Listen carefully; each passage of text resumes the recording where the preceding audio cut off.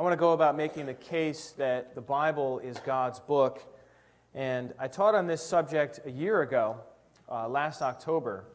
And when I shared then, I mentioned 10 reasons to believe that the Bible is true. And when sometimes you just feel like when you're the teacher, it's like, I just did that. And so if you want to look at that, and today gets you curious, because I'm not going to cover those 10 reasons. I want to give you something fresh and something that I think you will find interesting no matter which perspective you're coming from. But if you want to look at the 10 classic reasons for believing the Bible is true, you can find that on our website. I made a link, lhim.org/GodSpeaks. So if you want to look at that, that is available. Also, in that it's a YouTube video. In that video, I have multiple hours of more material on this subject. And I don't know if you feel this way, but in our secular climate, upstate New York, the most post-Christian area, according to Barna, in the entire United States is Albany, Schenectady, Troy. I don't know if you're already aware of that or not. That when you're talking to people, you can't just quote a Bible verse and expect them to accept it as true. All right? And so I suspect that most of you already have a faith position on the Bible, but I want to equip you, and will encourage you as well, but equip you to be able to talk to others on this subject and be able to give some reason for it. Essentially, the biblical statement on itself is 2 Timothy 3:16, which says, all Scripture is God-breathed and useful for teaching, rebuking, correcting, and training in righteousness. And you can't really prove the Bible, that somebody should believe in the Bible. You can give them evidence in that direction, but you can't absolutely prove it and be like, and that's why you have to believe in it. God just doesn't work that way. He lets people have their own free choice. And it's like this guy over here on the cliff. Has anybody ever jumped off a cliff? Into water, just to clarify. We're not asking about base jumping here.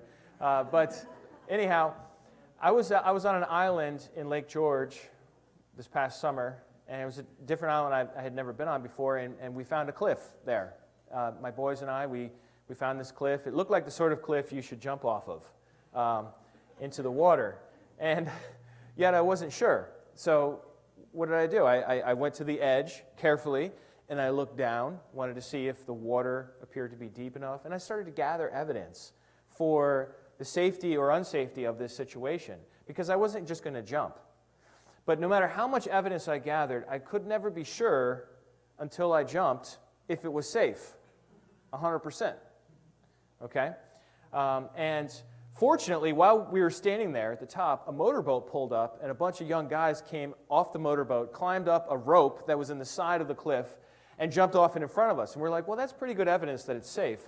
And so we jumped. And so that's my point about when it comes to the Bible. It's like I can offer you evidence, I can offer you reasons, historical facts, and that sort of thing. But there's always going to have to be a step of faith. I don't think that's a leap of faith into the darkness. I think it's a leap of faith into the light. And it's in the direction of evidence. It's not I don't think faith is contrary to evidence. Like everything's telling me this is wrong, and so I'm still going to believe it. No, that's not the biblical definition of faith. Biblically, faith is trust in sound reasons. And Jesus said that a lot too in his own ministry. Don't believe it just because I say it. Believe it because of my works.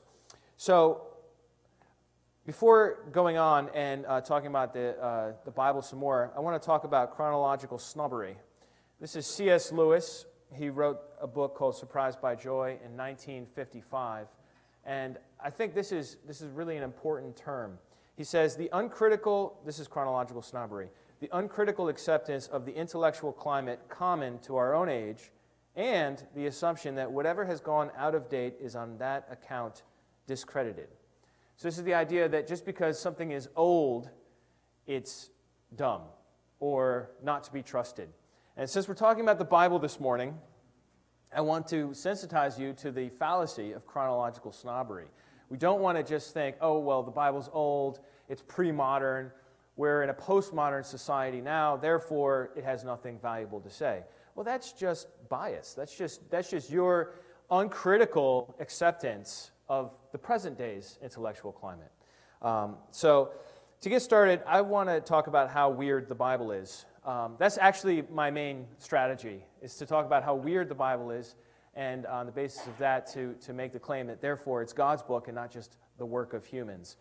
So this is a little table of different books and the number of languages each book is translated into. So up top we have the Quran, which was written in Arabic. It's been translated into 50 languages.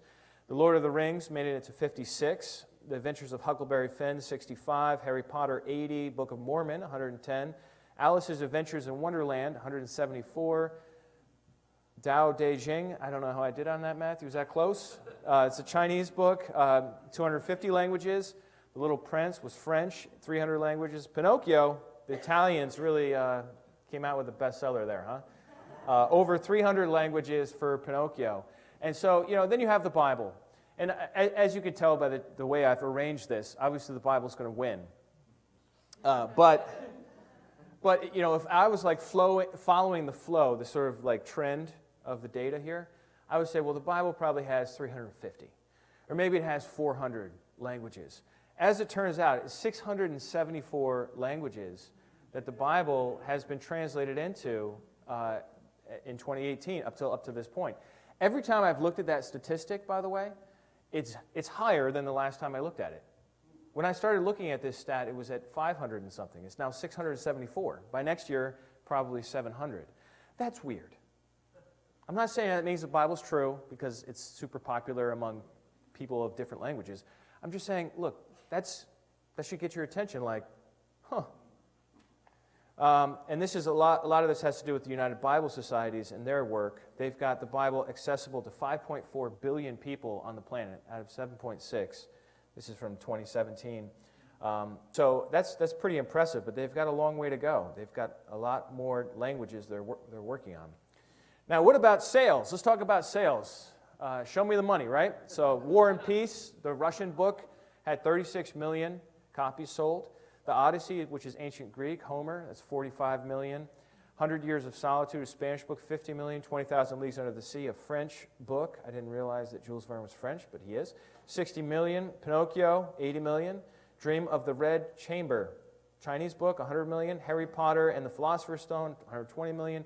The Little Prince, which is a French kids book, 140 million. The Lord of the Rings, surprisingly, right? Because The Lord of the Rings didn't have that many translations, right? I mean, it had 56 languages, but those people they bought a lot of copies, I guess. I don't know. 150 million copies of The Lord of the Rings. So now what would you guess the Bible would be? You know what, 200 million? 300 million? A billion, right? Like you'd be like, oh, all right, a billion. You know, if the Bible sold a billion copies, that would be really impressive, right? According to the Guinness Book of World Records, the winner for the best-selling book of nonfiction is the Bible, and their data is so slim too. It just started in 1815, and they stopped counting in like 1990 something, and they already got to 5 billion. You know, like there's a point where like you're winning by so much that it's like, all right, whatever, we give up, right? Just to give you some perspective on this, I did a little math. Assuming 2 inches per book for The Lord of the Rings, I didn't have a copy, so I just guessed it would be 2 inches thick. If you had 150 million of those, that works out to 4,735 miles. That's if you took The Lord of the Rings and put them side by side, like on a shelf, and it would go essentially past Alaska from here. So since the United States is 2,800 miles, it would easily get coast to coast for all The Lord of the Rings side by side. But if you drove to Anchorage, that's 4,385 miles. So you'd still have another 300 miles to go. You could probably get to Russia from here with The Lord of the Rings. Now, assuming 1.5 inches for the Bible, and of course there's 5 billion, this adds up to 118,371 miles. The Earth is only 24,000 miles around at the equator. So that means that the number of Bibles sold from 1815 today, stacked side by side, would go around the entire Earth 4.7 times. That's weird. That's all I'm trying to say. Like, what is the deal with the Bible? Why is it, and we're not talking about ancient manuscripts, we're talking about modern book sales. Why is it that there are this many Bibles sold all around the world. And this is not even a new phenomenon. If you look at ancient manuscripts, the Bible just dominates there too. I mean, you get like Homer with 643 or Demosthenes with 200. The Bible has, in ancient copies, 5,000. I mean, it's just like an embarrassing number, 5,735 compared to any of these other ancient, very well-respected historical documents.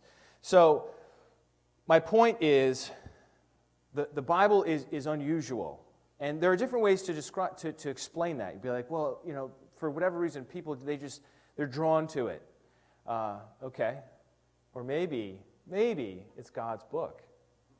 Because if it's God's book, he would be able to write a book in such a way that it would sort of like match human need, right? So that's obviously where I'm coming from. This is Ernst Roush. He had some pretty sweet glasses. Can you see that? And he was part of a movement of scholars in the 19th century. You really want me to say that word, don't you? Religionsgeschichtliche Schule. It's pretty close, right, Kurt? Maybe I missed a syllable in there. But this is a scholarly endeavor in the 19th century to find comparable literature to the Bible. And actually, these were critical scholars trying to disprove the uniqueness of the Bible, which, you know, I'm not down for that. But I think you can look at the same stuff that they discovered and show how unusual the Bible is, how awesome it is. And so that's what I want to do with you this morning. I have this in your program notes as well, but essentially I want to look at three ancient documents, the Enuma Elish, the Code of Hammurabi, and whatever the third one is, Ebers Papyrus. These are all things I expect you will have never heard of. Maybe some of you have. That's great.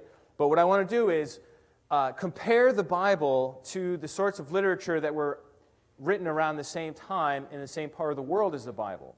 And I think when we do that, the Bible is even more impressive. All right, so I want to do these three with you, and then we can eat chili. So that'll be great. So the Enuma Elish here is an ancient creation story. It's found on 7 clay tablets in what's called cuneiform, in ancient language, Akkadian. These tablets here are dated to the 7th century before Christ, but scholars believe that the original story went back all the way to the first Babylonian dynasty, which would have been between 1900 and 1600 BC. So this is really, really, really ancient creation account from a society that was in the Middle East, popular around the time of Moses and the Israelites and their original writings and that sort of thing. So let's take a look at the competitor. So this is from Tablet 1. It says, when the heavens above did not exist and the earth beneath had not come into being, there was Apsu, the first in order, their begetter, the demiurge, Tiamat, who gave birth to them all. They had mingled their waters together before meadowland had coalesced and reed bed was to be found. When not one of the gods had been formed or had come into being, when no destinies had been decreed, the gods were created within them. All right, so this is the way it goes, right? So I'm going to take for you excerpts out of this. I mean, it's like probably 1,000 lines. We're not going to read the whole thing, okay? But I'm just going to get to you the main plot line for how the ancient Babylonians said our universe came to be. You've got these two main people here, gods, Apsu and Tiamat. Apsu is the boy god. Tiamat is the girl god. They're kind of married. They're going to have kids. Lamu and Lahamu were formed and came into being. That would be their kids. Kid gods. There's no universe yet.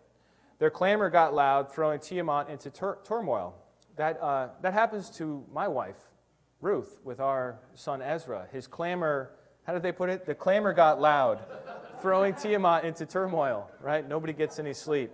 They jarred the nerves of Tiamat, poor mom, right? And by their dancing, they spread alarm in Anduruna. Apsu did not diminish their clamor, so as dad couldn't get control of it. And Tiamat was silent when confronted with them. Their conduct was displeasing to her, yet though their behavior was not good, she wished to spare them. Apsu, dad, opened his mouth and addressed Tiamat. Their behavior has become displeasing to me, and I cannot rest in the daytime or sleep at night. I will destroy and break up their way of life, that silence may reign and we may sleep. So dad's solution is, let's kill the kids. And mom It's not in favor of that, okay? When Tiamat heard this, she raged and cried out to her spouse, "How can we destroy what we have given birth to?" Mumu spoke up with the counsel for Apsu. "Destroy, my father, that lawless way of life, that you may rest in the daytime and sleep by night." Apsu was pleased with him. His face beamed. So dad's like, "All right, you're right, Mumu," whoever that is. "We are going to kill the kids because they're just too crazy." The gods heard it and were frantic. Ea, so everyone is worried about like Apsu who's going to kill the kids. Ea, who's like a higher god who knows everything, perceived their tricks. He, Ea, put Apsu to slumber as he poured out sleep. He bound Apsu and killed him. Anu formed and gave birth to the four winds. So the high god ends up killing Apsu. So then now Tiamat is a single mom, and she has these kids. They're gods, but everything seems like it's okay, and everybody's happy. And then this new god here, Anu, comes on the picture and gives birth to the four winds, and he made a wave to bring consternation on Tiamat. Tiamat was confounded day and night. She was frantic. The gods took no rest. In their minds, they plotted evil and addressed their mother, Tiamat.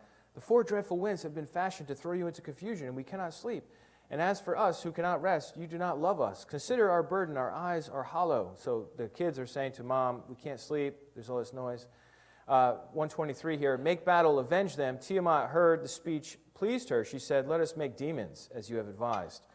They conceived evil against the gods. So Tiamat and her offspring decide to make all these monsters.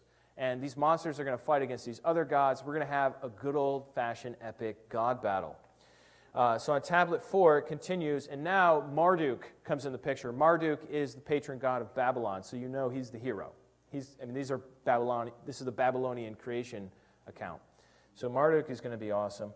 They rejoice and offer congratulations. "Marduk is the king." They added to him a mace, a throne, and a rod. They gave him an irresistible weapon that overwhelms a foe. They said, "Go cut Tiamat's throat." Tiamat and Marduk, the sage of the gods, came together, joining in strife, drawing near to battle.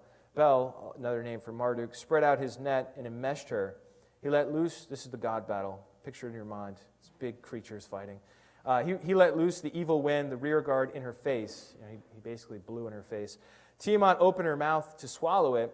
She let the evil wind in so that she could not close her lips. The fierce winds weighed down her belly. Her inwards were distended, and she opened her mouth wide. He let fly an arrow and pierced her belly. He tore open her entrails and slit her inwards. He bound her and extinguished her life. He threw down her corpse and stood on it. That would be a victory for Team Marduk against Tiamat. Now, you remember what this is, right? This is a creation story. Let's keep going. Bel placed his feet on the lower parts of Tiamat and with his merciless club smashed her skull. It's a bit brutal. Sorry about that. He severed her arteries. Bel rested, surveying the corpse. In order to divide the lump by a clever scheme, he split her in two like a dried fish. One half of her he set up and stretched out as the heavens. So that's where we got the sky. Half of Tiamat. Now you understand, right? It all makes sense. You're like, I always wondered where the sky came from. It's half of Tiamat. He stretched the skin and appointed a watch with the instruction not to let her waters escape, because everybody knows waters do escape sometimes from the sky. We call that rain. Tablet 5, he says, he fashioned heavenly stations for the great gods. He set up constellations, the patterns, and the stars. So Marduk is creating the universe. He appointed the year, marked off divisions. He set up 3 stars, and so on. Look at the bottom there, number 11. He placed the heights of heaven in her, Tiamat's, belly. He created Nannar, entrusting to him the night. How about this one right here, number 54? He opened the abyss, and it was sated with water. From her 2 eyes, he let the Euphrates and the Tigris flow. He blocked her nostrils. He heaped up distant mountains on her breasts. He bored wells to channel the springs. Thus he stretched her out and made it firm as the earth. And then, so that's the creation of the universe. Clear? Now let's get to people. Where do people come from? So Marduk says, I will bring together blood to form bone. I will bring into being Lulu, whose name shall be man. Did you know that that's your real name as a species? Lulu? Lulu? I don't even know how to say that. On whom the toil of the gods, this is key, the toil of the gods will be laid that they may rest. That's the purpose of humankind, according to ancient Babylonian stories of creation. We exist to make it easier for the gods so that they can have rest. We'll do the work, they can rest. Marduk assembled the great gods. Who is the one who instigated warfare? Who made Tiamat rebel and set up battle in motion? Well, it was Kingu. Kingu is the one who instigated warfare. They inflicted the penalty on him and severed his blood vessels. From his blood, he, Ea, created mankind, on whom he imposed the service of the gods and set the gods free. And that's where the world came from. All right, now let's look at Genesis chapter 1 as a comparison. Sorry that was a little long, but it's hard to just read a line from that and get the picture. If you read a lot more, then you really get kind of swept up in the whole God battle scene. Which is, it's interesting. Genesis 1, verse 1 says, "In the beginning, God created the heavens and the earth." Where's the conflict? Where's the conflict? Where are the other gods? Where's the chaos? Where's the effort? Right? Look at verse 2. "The earth was without form and void, and darkness was over the face of the deep, and the Spirit of God was hovering over the face of the waters. And God said, 'Let there be light.' And then another god arose and said, 'No, I don't like light. I like darkness.' And then there was a battle." No. God unilaterally creates. He speaks, and it happens.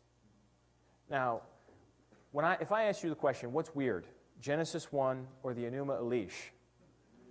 If you can remember how to say it, you'd probably say Enuma Elish, right? Wrong. Enuma Elish was already around, and is characteristic of ancient stories of creation. Genesis 1 is weird. You're just familiar with it. From a historical point of view, Genesis 1 would have been bizarre. If you were reading it in that culture, you'd be like, all right, what about all the other gods? What about there's no battle here. You read all of Genesis chapter 1. It's so ordered. Right? Day after day, day 1, day 2, day 3, right? And then what about the purpose of humans? Look at verse 26. According to Genesis, the purpose of humans is, "Then God said, 'Let us make man in our image after our likeness, and let them have dominion over the fish of the sea, and over the birds of the heavens, and over the livestock, and over the earth, and over every creeping thing that creeps on the earth.'" Verse 27. So God created man in his own image. In the image of God he created him. Male and female he created them. And God blessed them, and God said to them, "Be fruitful and multiply, and fill the earth and subdue it." So what's the purpose of humankind? It's not to make God's life easy. I don't think we've done that at all. Not even a little. I think what we've done, or what he did for us, is he made us, and he's like, "Here, be in charge, rule over everything. You're like me." We're made in his image. There's a likeness between us. That's totally contrary to what we just read in the Enuma Elish. Are you ready for the second one? All right. Well, anyhow, we're going to go on. Whether you're ready or not, this is the Code of Hammurabi, which is it's a 7-foot piece of basalt etched in Akkadian that looks like an index finger. And this comes from, this was discovered in 1901 in Susa, Khuzestan, Iran. And it has 44 columns and 282 laws on it. And there are also other copies of the Code of Hammurabi. The Code of Hammurabi was a law system for ancient Babylon. Okay, so let's take a look. This will be much briefer than the Enuma Elish quote. Okay, so just stay with me here. This is the way ancient people did law in that part of the world. This is law number 192. If a son of a that's kind of like a girlfriend. If a son of a girlfriend, a paramour, or a prostitute say to his adoptive father or mother, "You are not my father or my mother," his tongue shall be cut off. So this, all he did here was say, "You're not my real parents," which is technically true. They're not biological if you're adopted, but you get your tongue cut off for that. 193, if the son of a paramour or a prostitute desire his father's house and desert his adoptive father, so that means you go back to your birth parents, and he goes to his father's house, then shall his eye be put out. If a man give his child to a nurse, this is gross, so sorry about that. If a man give his child to a nurse, and the child die in her hands, but the nurse, unbeknown to the father and mother, nurse another child, then they shall convict her of having nursed another child without the knowledge of the father and mother, and her breast shall be cut off. Ouch. 195, if a son strike his father, his hands shall be hewn off. If a man put out the eye of another man, his eye shall be put out. If he break another man's bone, his bone shall be broken. If he put out the eye of a freedman or break the bone of a freedman, he shall pay 1 gold mina. If he put out the eye of a man's slave or break the bone of a man's slave, he shall pay 1/2 of its value. So in ancient Babylon, right, if you, oh, that's not what I wanted to highlight there. Oops. If you put out the eye, okay, so let's say Candace put out the eye of Timmy Paul, okay, and let's say they're both like higher status people, like landowners. If that was the case, if she put out his eye, then, he would take her to court and they would put out her eye as punishment for that. That's easy. That makes sense, right? That's lex talionis, the law of retribution. Okay, but now let's say Candace instead put out Walthmar's eye over here, and he's a freedman. So he had been a slave, but he got freed, so he's lower status. In that case, you take her to court for putting out your eye, right? She just has to pay 1 gold mina, but you don't get to take her eye. Now, if you take out a slave's eye, you just have to pay half the price for a new slave, right? So what does this tell you? This tells you that human value depends on human status in the society for this law code, right?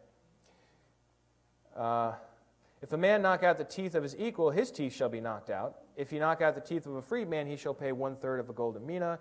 If someone strike the body of a man higher in rank, then he shall receive 60 blows with an ox whip in public. That'll get your attention. If a freeborn man strike the body of another freeborn man or equal rank, he shall pay 1 gold mina. If a free man strike the body of another freedman, he shall pay 10 shekels in money.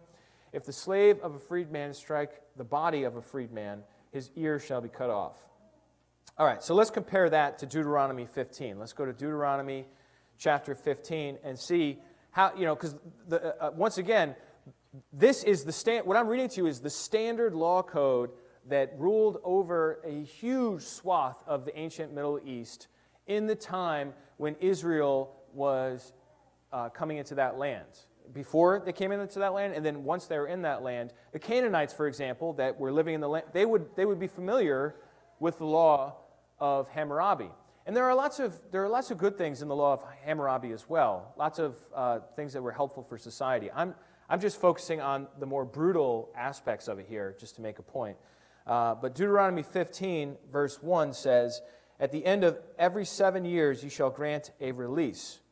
How many of you would like that in our land today? Every 7 years, whatever debts you have, clear. Some of you would like that. Not if you're a banker or loaning the money out, but if you're, like most of us, on the borrowing end of the money, that would be a nice law. Verse 2, "And this is the manner of the release. Every creditor shall release what he has lent to his neighbor.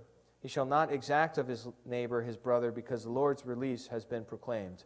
If a foreigner, you may exact it, but whatever is of yours, if with your brother your hand shall release." Verse 4, "There will be no poor among you, for the Lord will bless you in the land that the Lord your God is giving you for inheritance to possess, if only you will strictly obey the voice of the Lord your God, being careful to do all this commandment that I command you today. For the Lord your God will bless you, as he promised you, and you shall lend to many nations, but you shall not borrow. You shall rule over many nations, but they shall not rule over you." All right. So that's clear, right? God's going to bless them. They need to follow his ways. One of his ways is that every 7 years they forgive the debts, whoever owes any money, which I think is where the bankruptcy 7-year rule came from in America. Verse 7, "If among you one of your brothers should become poor in any of your towns within your land that the Lord your God is giving you, you shall not harden your heart or shut your hand against your poor brother, but you shall open your hand to him and lend him sufficient for his need, whatever it may be. Take care lest there be an unworthy thought in your heart, and you say, 'The 7th year, the year of release is near,' and your eye look grudgingly on your poor brother, and you give him nothing, and he cry to the Lord against you, and you be guilty of sin.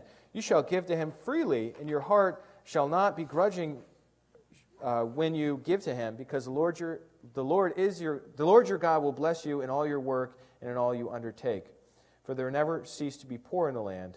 Therefore I command you, you shall open wide your hand to your brother, to the needy, and to the poor in your land."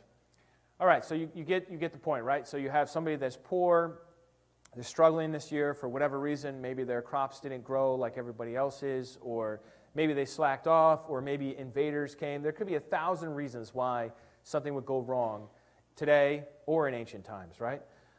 And maybe they spent all their money on lotto tickets and then they didn't win the lottery. So I think some people just did that. But, there's lots of reasons to be poor. And so what God says to them is like, look, take care of each other.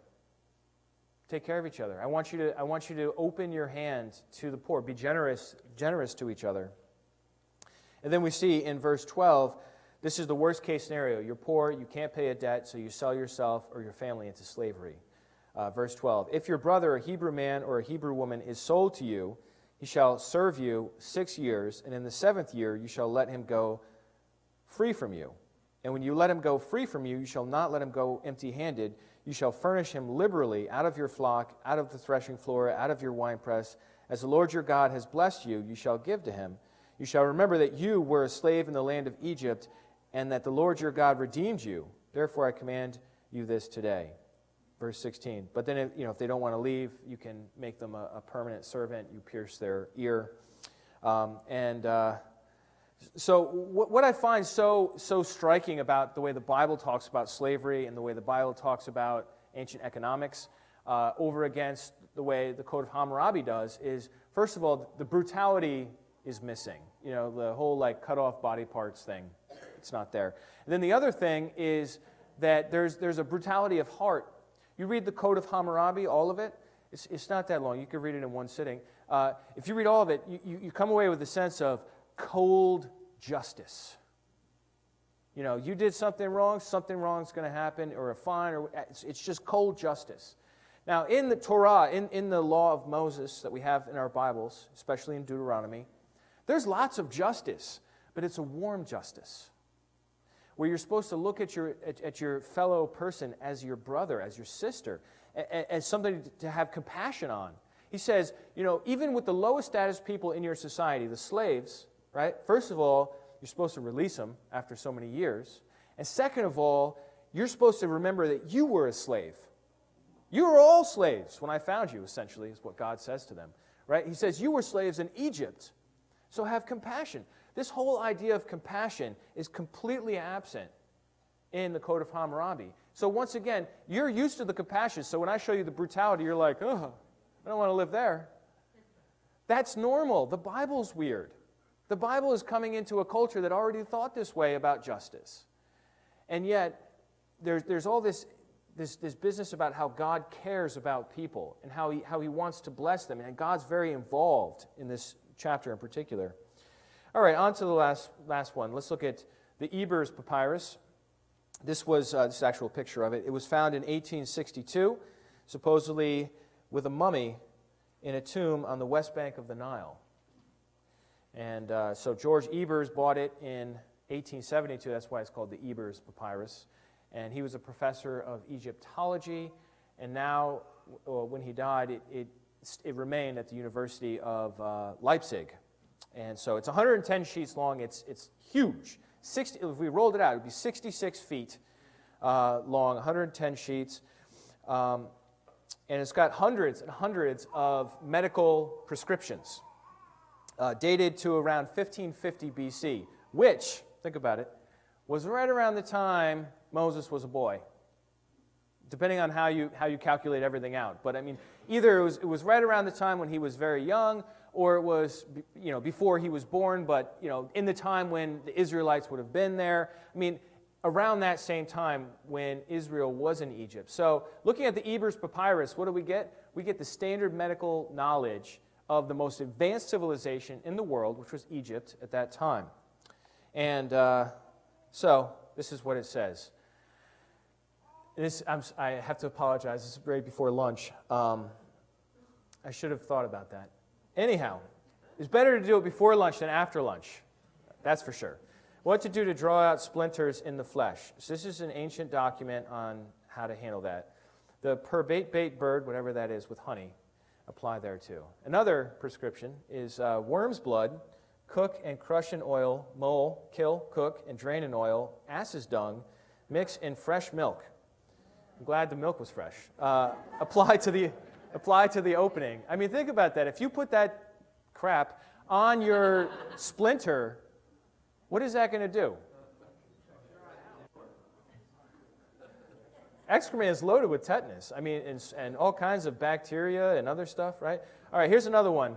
Now, just for the record, there are practical, good prescriptions in this like 700-plus collection. I'm just picking the really gross ones. So anyhow, another remedy for the filming over which rises in the eye, dried excrement from the body of a child, honey, put in fresh milk, then apply to the eyes. So your poop wouldn't work. It has to be from a child, all right? And then that'll make your eye better, I guess. Another against blindness, the two eyes of a pig, remove the water therefrom, true collyrium, red lead, wild honey, crushed powder, make into one, inject into the ear of the patient. Now this is for an eye problem, just to clarify. Therefore, at once he will recover. When thou hast seen properly to this mixing, repeat this magic formula. I have brought this thing and put it in its place. The crocodile is weak and powerless. Twice. All right. I have brought this thing and put it in its place. The crocodile is weak and powerless. All right. Here's another one. When something evil has happened to the eye, put a human brain, divide into halves. To one half add honey and anoint the eye therewith in the evening. Dry the other half, crush powder, and anoint the eye therewith in the morning. It's the grossest thing ever. Right? That's pretty bad. All right, I'm almost done. I want to look at skin care because Leviticus talks about a lot of skin care, and that's our comparison point. So this is quoting from the book where you find the translation, this book by this fellow Brian. Further heroic measures were employed or recommended when scabs in every limb appeared. First, an endeavor was made to coax them away with a poultice of clay from the wall, which actually might have worked, wheaten flour and fat of the deher animal, strained in the yeast of sweet beer. Yes, they had beer. If they resisted this, another poultice was at hand. Cyperus from the marshes, cyperus from the fields, cyperus knots, and red corn were crushed in fresh oil, goose oil, and semen. But even if this failed on occasion, other remedies followed. Another, wasp stung in the milk of a sycamore. Put on the ulcer until it falls off. This is my favorite one because the person writing this was a scribe. After it has fallen off, put thereon scribe's excrement, mix it thoroughly in fresh milk, and apply as a poultice. Or how about this one? Another cure for, this is skin problems, right? Tops of the cedar tree, mix with the milk of a woman who has borne a son, and apply as a poultice. So you can't, if you had daughters, your milk is not valid for this. Resist saying anything about my wife who had many sons. All right, Leviticus 13. Let's take a look at this.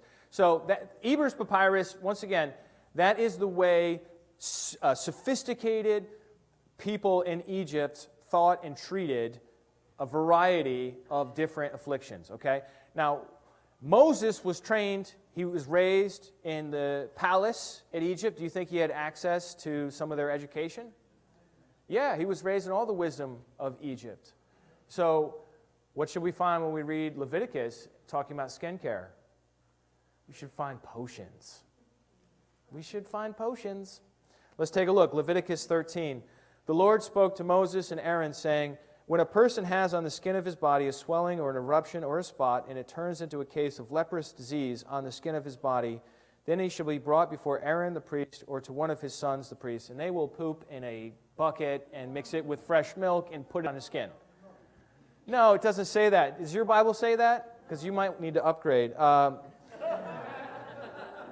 Verse 3, what does it say? It says, and the priest shall examine the diseased area on the skin of his body, and if the hair is in the diseased area has turned white, the disease appears to be deeper than the skin of his body, is a case of leprous disease. When the priest has examined him, he shall pronounce him unclean. But if the spot, verse 4, is white in the skin of his body and appears no deeper than the skin than the hair, and it is not turned white, the priest shall shut up the diseased person for 7 days. So there's no potion. Where's the potion, guys? Where's the elixir, the miracle cure? It's not there. It's not there. You read Leviticus.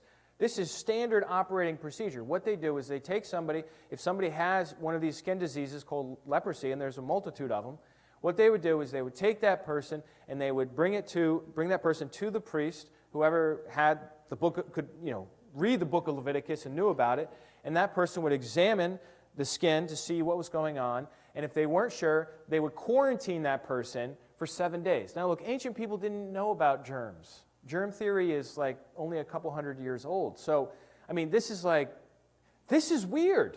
Potions are normal. This is weird.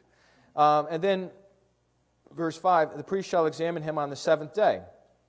If in his eyes the disease is checked and the disease has not spread in the skin, then the priest shall shut him up for another 7 days. And the priest shall examine him again on the 7th day. And then there would be a ritual cleansing if that person was still good to go, it wasn't spreading. There would be a ritual cleansing where they would sprinkle water and other stuff on that person, but that wasn't to cleanse the person as if that person, their skin needed cleanse. This is after the person was healed to ritually purify a person so they could once again participate in worship and in the community. So, I mean, it's absolutely stunning that if Moses grew up in Egypt, that he wrote Leviticus later, that he would not have any of these potions and cures that the Egyptians used. And a lot of I didn't show you the stuff with the onions. They had stuff that actually worked too. Moses doesn't use any of that either. It's almost as if Moses isn't making up the book of Leviticus. And some people, they question that Moses wrote the book of Leviticus. That doesn't even matter. So whatever Israelite it was, they weren't making it up. There's some other source to this. I mean, if you're socially engineering a people and you want them to be healthy, you give them these laws, and it will help them so they will have fewer diseases, fewer sicknesses, fewer economic catastrophes and stuff like that. Go ahead to Psalm 19. I want to close there. So where did all this come from? I mean, the Bible, it's obviously not a product of Egypt. It's not a product of Babylonia, Mesopotamia, Sumer, these places, Persia. I mean, it's weird to them. To us, it's normal because it's shaped our civilization for centuries. So we're used to it. But the fact is, the Bible is unusual, and it was relevant to life then, and it would have kept you alive in those days.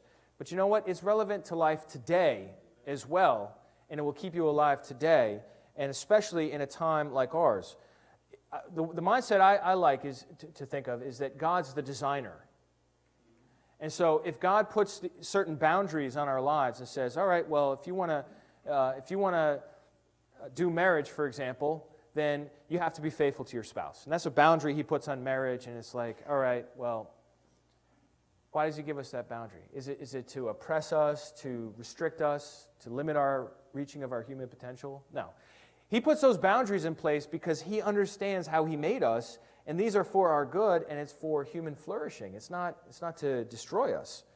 And so God made you for himself. I love this line from Augustine.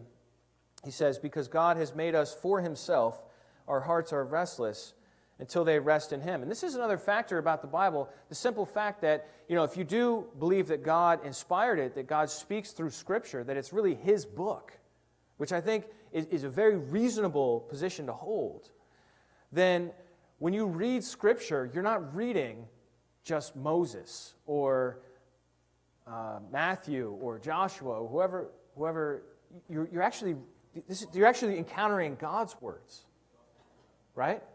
That's pretty awesome if you really think about it. I know we get used to the idea because we're reading our Bibles, but there is some wisdom for life here and help for our hearts that really makes a difference. And what's the alternative, right? You live for your career. You sacrifice everything for your career. You get ahead. You get famous, or you make a lot of money, or you make a mark on your field. And then what? Right? You sacrificed your relationships, you sacrificed your health, you sacrificed everything else. You know what happens then what? Some other young person is climbing up that same mountain and they knock you off. That happens over and over again. It doesn't matter if you're an athlete or an investor or an author. There's always someone else that's climbing up trying to knock you down. It's exhausting at the top. And then, what if you live for relationships? You live for people. If you anchor your sense of purpose and meaning in people, you know what the problem is with people? Well, there's not one problem with us, is there? We have lots of problems. But it's not a sufficient place to hold your soul anchor in another person, because they will always let you down. And even if they are the most faithful friend or lover there has ever been, eventually, you know what? They die. That's one of the things that we do, right? So then what? If your whole reason for living is wrapped up in some other person or some other people, whether it's your kids, your parents, your friends, your spouse, then eventually they will let you down. I love this quote by David Foster Wallace I've shared before. But he says, if you worship money and things, if they are where you tap real meaning in life, you will never have enough. Worship your body and beauty and sexual allure, and you will always feel ugly. And when time and age start showing, you will die a million deaths before they finally plant you. Worship power, you will feel weak and afraid, and you will need ever more power over others to keep the fear at bay. Worship your intellect, being seen as smart, you will end up feeling stupid, a fraud, always on the verge of being found out, and so on. So what he's saying here is that if you want to live for any of these other things, other than what the Bible teaches us about, living for God, and he's an atheist. He's saying these things are going to let you down. They're going to crush you under themselves, because there's none of these things that can actually carry your heart. So let's close in Psalm 19, verse 7. The law of the Lord is perfect, reviving the soul. The testimony of the Lord is sure, making wise the simple. The precepts of the Lord are right, rejoicing the heart. The commandment of the Lord is pure, enlightening the eyes. Verse 9, the fear of the Lord is clean, enduring forever. The rules of the Lord are true and righteous altogether. Isn't that beautiful? Verse 10, more to be desired are they than gold, even much fine gold, sweeter also than honey and the drippings of the honeycomb. Moreover, by them is your servant warned. In keeping them, there is great reward. So what am I saying to you? I'm saying to you that the Bible is God's book. And because it's God's book, it contains within it life. And it's the kind of life that you can't make for yourself in coming up with these other competing ideas of things to live for. But it's true life from the one who invented life, God himself. And so it makes sense that we would spend time reading it, wouldn't you say? All right, let's pray. Father in heaven, we thank you for providing for us insight into our own lives, into the way the world works, into your own heart through your scriptures. I pray that you would give us a thirst, a hunger, a desire to read your book, to study it, to meditate upon it, to talk about it when we stand up, when we sit down, when we lie down with our children, with our friends, that we would be people who marvel at your majesty and your love and your compassion and your truth that you have preserved for us. We ask for your help in this, and also for help in reaching out to others so that they can taste and see that you are good. I pray and ask for your blessing on the rest of our morning and afternoon here today. In the name of Jesus Christ, amen.